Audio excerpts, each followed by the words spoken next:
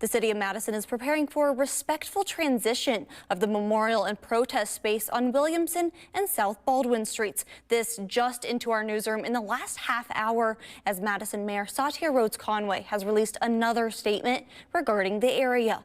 The intersection has been shut down since last Wednesday, the 22nd, when officers shot and killed Corey Ruiz. Mayor Rhodes-Conway explained that the authority rests with the Wisconsin Department of Justice and Dane County District Attorney as the shooting is investigated. But she says the intersection is not safe or sustainable, saying, quote, "At this point, it is distracting rather than supporting the dialogue and organizing that needs to happen to make lasting change. And it is deeply harming the Marquette neighborhood.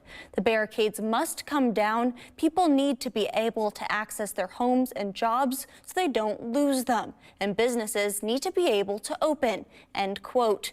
The mayor said the group is increasingly made up of people who are unhoused and that the nonprofit supporting the homeless community should be prioritized. She also mentioned that the goal of a respectful transition can only happen if people on the ground take action and deconstruct the barricades. She says the memorial items need to be preserved or situated that allows for traffic to pass through.